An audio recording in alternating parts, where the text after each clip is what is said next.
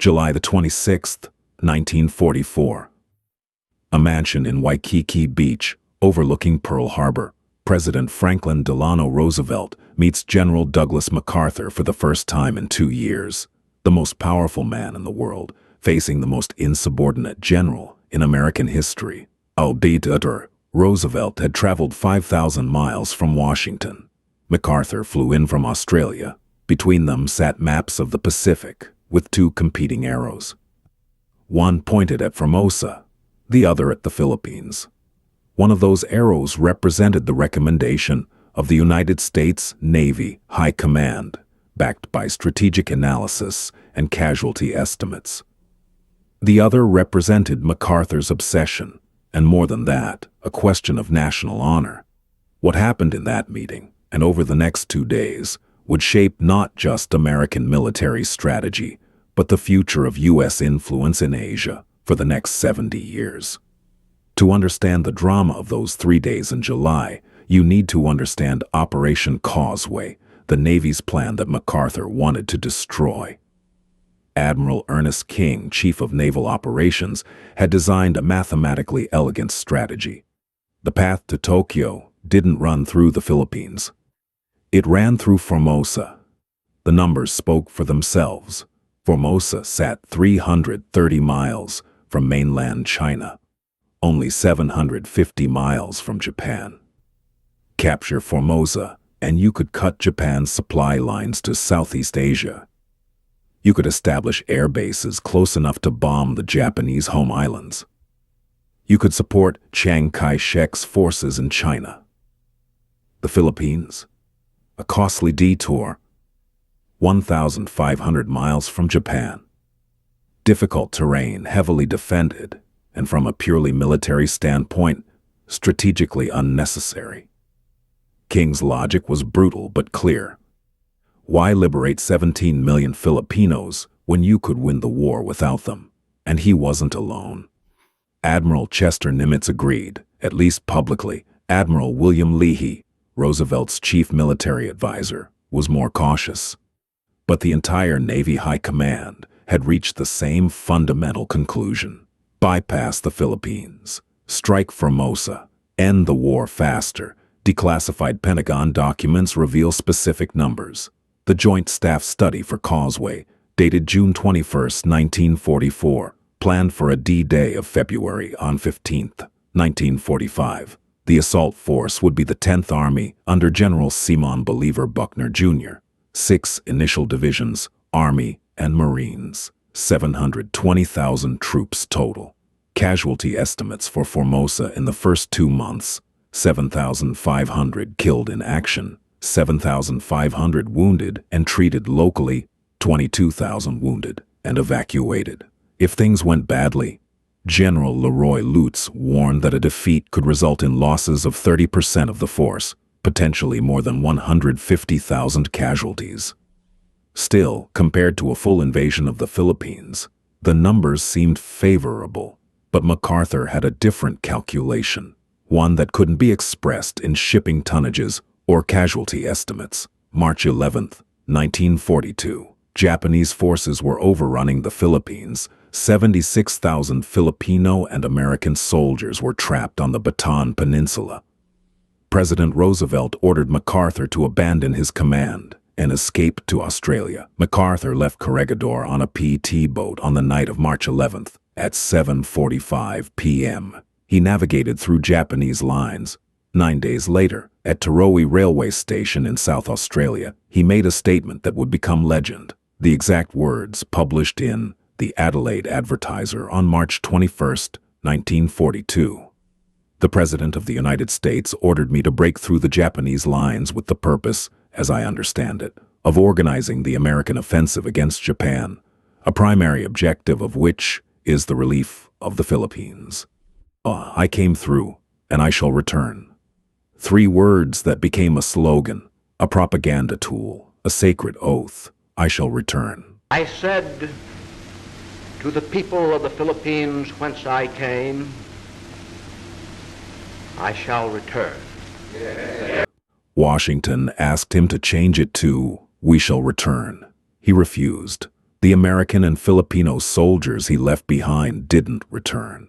They endured the Bataan Death March. They died in prison camps. They starved in places like Cabanatuan, where American POWs were eating rats and dying at a rate of 50 men per day. By July 1944, the situation for prisoners was desperate. Of approximately 23,000 American military personnel captured in 1942, thousands had already been shipped to Japan, Formosa, and Manchuria as slave labor. Those remaining in the Philippines were scattered. Cabanatuan, 500 to 600 prisoners, down from a peak of 8,000. Santo Tomas, 3,700 to 4,000 civilian internees. Bilibid, 800 POWs plus 500 civilians. Los Baños, 2,147 civilian internees. Documented mortality rate: 40% of American POWs captured in the Philippines died in captivity, approximately 13,000 American soldiers. And MacArthur knew what bypassing the Philippines would mean for these men. In the archives of the Japanese Governor-General of Formosa, found after the war, was an order dated August 1944 from the Japanese War Ministry. Whether they are destroyed individually or in groups, or however it is done, with mass bombing, poisonous smoke, poisons, drowning, or decapitation, dispose of them as the situation dictates. The aim is not to allow the escape of a single one, to annihilate them all, and not to leave any traces. This wasn't an empty threat. December 14th, 1944, Palawan prison camp. When American forces approached, Japanese commanders executed 139 of 150 American POWs. They were herded into trenches, doused with aviation fuel, set on fire, shot and bayoneted as they tried to flee. Only 11 survived. MacArthur knew if America bypassed the Philippines, these thousands of prisoners wouldn't die in combat. They'd die in massacres, and 17 million Filipinos, American nationals, not foreign civilians, would remain under Japanese occupation indefinitely. They had believed American promises of protection. They had fought alongside American forces. Now America was going to abandon them for strategic convenience. When MacArthur arrived at Pearl Harbor on July the 26th, he was losing the debate badly. Roosevelt had already been briefed by Nimitz. The president had seen the casualty estimates. He had heard the strategic case for Formosa, and Roosevelt was, above all, a political realist. He understood numbers. The conference lasted 3 days, not a single meeting. July 26th, USS Baltimore docks at 3 p.m. MacArthur visits FDR at 3:45 p.m. for initial conference. July 27th, inspection tours, dinner conference from 7:30 to 10:30 p.m. with MacArthur, Nimitz, and Halsey. July 28th, formal strategic conference at 10:15 a.m. with MacArthur, Nimitz, and Leahy. The meeting began formally. Roosevelt, Nimitz, MacArthur, and several senior staff gathered around maps. Nimitz presented the Navy's plan. Formosa. Bypass the Philippines. Cut Japan's supply lines. Support China. End the war. MacArthur presented his counter-argument. The Philippines were American territory. American prisoners were dying in camps. 17 million Filipinos were counting on American promises. America's credibility in Asia hinged on keeping those promises. Roosevelt listened, but his questions revealed skepticism. Douglas, how many casualties will it cost to retake the Philippines? MacArthur had numbers ready, but they weren't good numbers. Luzon alone, the main island, would cost tens of thousands of American lives. The fighting would be brutal. Island by island, city by city. Roosevelt pressed. And how does that compare to Formosa? The answer was obvious. More casualties, longer timeline, greater risk. Roosevelt's body language shifted. He was a man who had made difficult decisions before. Sacrificing American soldiers was never easy. but sacrificing more American soldiers to satisfy one general's sense of honor? That was harder to justify. MacArthur could feel the room slipping away. Admiral Leahy interjected with the killer point. "General, from a purely military standpoint, Formosa achieves our objectives faster and at lower cost. Can you dispute that?" MacArthur couldn't. On purely military grounds, the Navy was right. Here's where the story becomes murky, because what happened next occurred in private. According to multiple historical sources, including MacArthur's own later accounts and analyses by historians with access to presidential documents, Roosevelt asked MacArthur to stay after one of the sessions. Just the two of them, president and general, commander-in-chief and insubordinate theater commander. What we know from documented sources, historian Alfred Castle, based on participant memoirs and documents from the FDR Presidential Library records, apparently at strategic impasse, FDR adjourned the planning group and spoke with MacArthur alone. Seizing the initiative, MacArthur played his political trump card.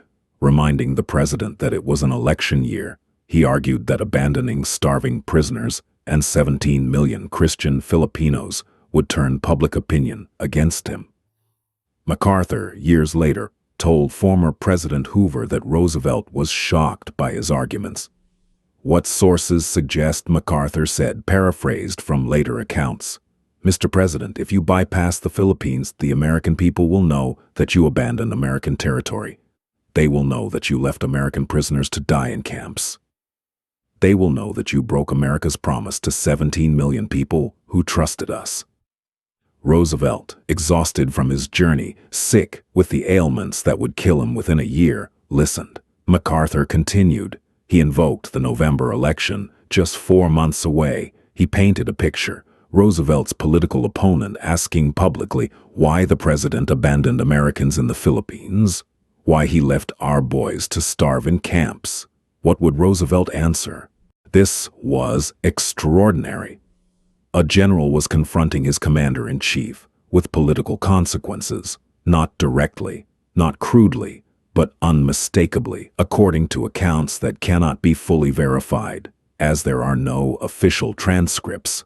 MacArthur suggested, again not directly but clearly, that if Roosevelt chose Formosa, MacArthur might not remain silent.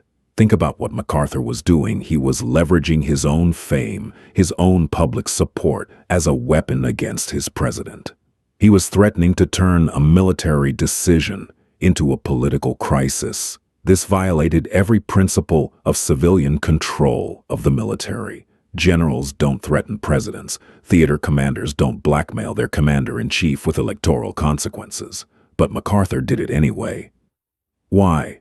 Because he believed, genuinely believed, that Roosevelt was about to make a catastrophic moral error, that the president was so focused on ending the war quickly that he couldn't see what abandoning the Philippines would cost America in the long run. MacArthur pressed his advantage. "Mr. President, America came to the Philippines as liberators in 1898. We promised them freedom. We promised them protection. If we abandon them now, we confirm everything Japan says about us. We lose Asia. Not just this war, the next 50 years. Roosevelt's response, according to MacArthur's later account, was measured. "Douglas, you present a compelling case, but the cost in American lives." MacArthur cut him off. "Mr. President, with respect, there are costs beyond body counts. There is honor. There is credibility. There is what kind of nation we choose to be." Here's a crucial correction to the popular narrative. Roosevelt did not make an immediate decision on July 27th, as many sources claim. The actual timeline, July 29, 1944, at the press conference in Honolulu, Roosevelt declared publicly, "We are going to get the Philippines back, and without question, General MacArthur will take a part in it. He was correct on the day he left Corregidor, and I told him he was correct." But this wasn't a formal strategic decision. Historian Castle is explicit. Clearly, no official decision was made at Honolulu, and the debate continued in the Pentagon. The real timeline: August 9, 1944, Roosevelt wrote to MacArthur indicating support for the Philippines Plan. Mid-September 1944, naval intelligence revealed Japanese vulnerability at Leyte. October 3, 1944, the Joint Chiefs of Staff formally directed the invasion of Luzon. Admiral King was furious. The entire Navy High Command felt betrayed. They had presented the optimal military strategy, and politics had overruled it. Nimitz, ever the professional, accepted the decision and began planning. But in private communications he made clear his belief that MacArthur had manipulated the president with political threats. They were right. MacArthur had manipulated Roosevelt. He had used political leverage to override military consensus. He had threatened his commander-in-chief, subtly but unmistakably, not just militarily, though the Philippines campaign did prove strategically valuable, not just morally, though abandoning American prisoners would have been unconscionable. MacArthur was right about what it would mean for America's future in Asia. When American forces liberated the Philippines in 1945, the psychological impact across Asia was enormous. America had kept its promise. America had sacrificed its soldiers to honor its commitments. America had proven that Asian lives mattered as much as white lives. The contrast with European colonial powers was stark. Britain had abandoned Singapore. France had lost Indochina. The Netherlands had lost Indonesia. These colonial powers retreated and never recovered their empires. But America returned to the Philippines, and that return shaped America's post-war position in Asia in ways no one fully appreciated in 1944. The Philippines became independent in 1946, as promised, but they remained America's closest ally in Southeast Asia. Clark Air Base and Subic Bay Naval Base became cornerstones of American power projection. The Philippines provided crucial support during the Korean War, the Vietnam War, and the Cold War confrontation with China. Would any of that have happened if America had bypassed the Philippines? If America had left thousands of prisoners to die? If America had broken its promise, the geopolitical consequences would have been catastrophic. Japan's Greater East Asia co-prosperity sphere propaganda would have been validated. America would have been exposed as just another colonial power, willing to sacrifice Asian lives for strategic convenience. Post-war independence movements across Asia would have looked to the Soviet Union or China, not America, as models.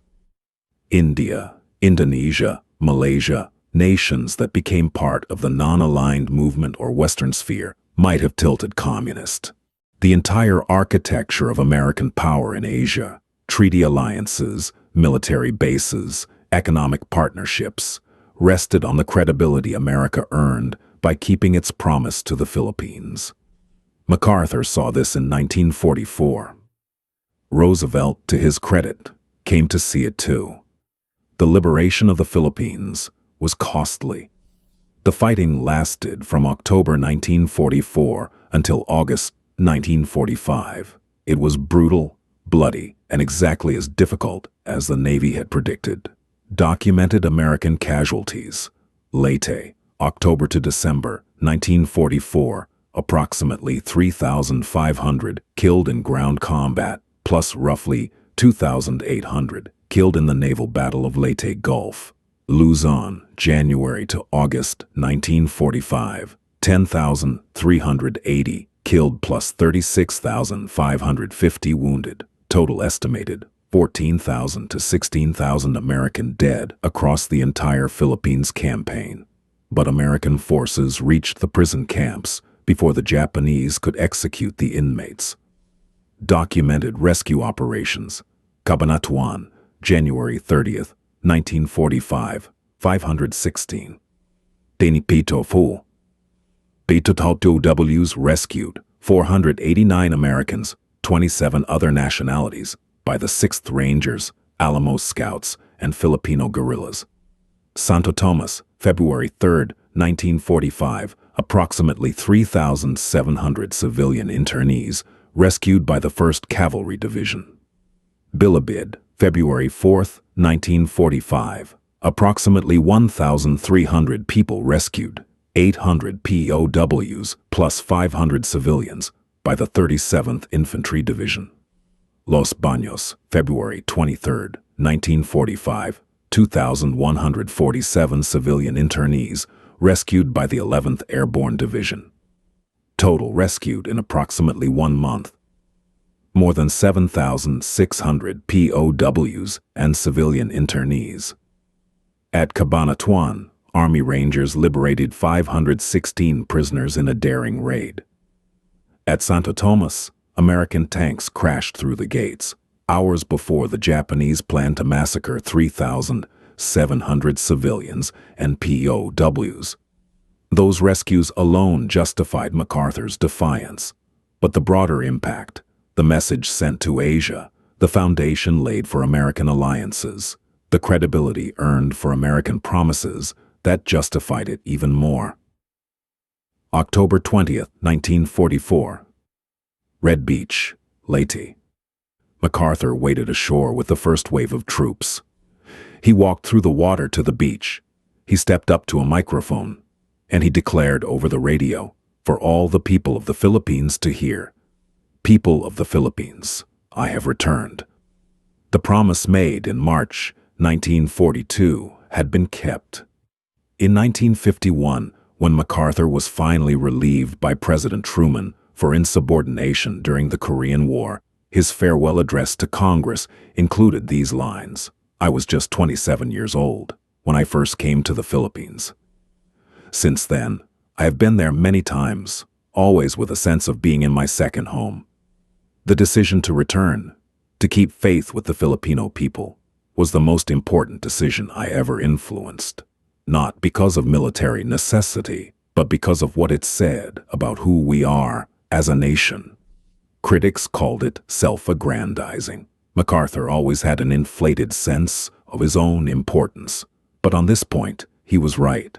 The Pacific hung in the balance in that conference room at Pearl Harbor, not just the military balance. Nimitz and King were managing that competently. The moral and geopolitical balance. Roosevelt could have made the mathematically optimal choice. He could have bypassed the Philippines, saved American lives, ended the war faster, and in doing so, he would have destroyed American credibility in Asia for generations. MacArthur prevented that, not through military genius, not through brilliant strategy, through political leverage, implicit threats, and a willingness to defy his commander-in-chief. It was insubordination. It was a violation of civil military norms. It was everything generals are not supposed to do. And it was absolutely necessary, because sometimes the right decision is not the optimal decision. Sometimes honor is more important than efficiency. Sometimes keeping promises costs more than breaking them in the short term. But in the long term, credibility is the only currency that matters. MacArthur defied Roosevelt because he understood that. Roosevelt accepted that defiance because, ultimately, he understood it too. The Pacific didn't just hang in the balance militarily. It hung in the balance morally. And two men in a room, one dying president, one insubordinate general, made the choice that defined America's role in Asia for the next 70 years. Not the optimal choice. The right choice. Before you go, drop a comment and tell me where in the world you're watching this from. I'm curious to see how far these stories travel. And if you're the kind of person who wants to understand the real decisions that shaped history, not just the sanitized textbook version, hit that subscribe button. You belong here with people who want the truth behind the medals and the monuments. Until the next video.